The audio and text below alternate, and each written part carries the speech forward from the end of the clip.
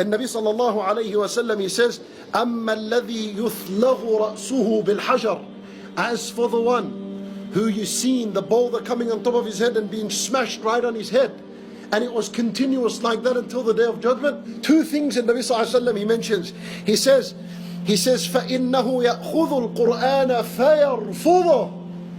فَإِنَّهُ يَأْخُذُ الْقُرْآنَ. يعني he takes by the Qur'an.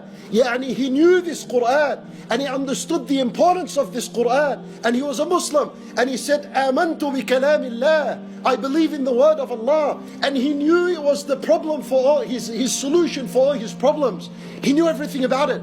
He knew everything. And he knew how much Allah Azza wa Jalla would be happy and pleased with him if he read it. يَأْخُذُ الْقُرْآنِ.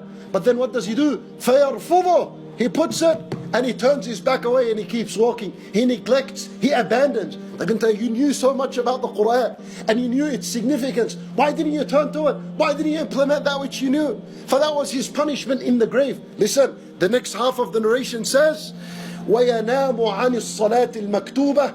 And he sleeps during the time of the obligatory prayers. He sleeps. He doesn't wake up for the obligatory prayers. Huwa subhanallah. You know what you conclude from the hadith? And Nabi sallallahu alayhi wa sallam, he put these two in one rank. The one who does not pray, the one who neglects his salat, and the one who neglects the Qur'an, they're exactly the same in their punishment in the grave.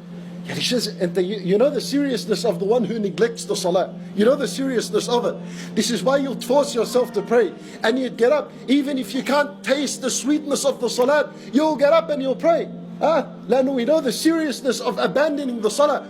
And Nabi sallallahu alayhi wa sallam taught us in the hadith that neglecting the salah is a crime just as bad as neglecting the Qur'an.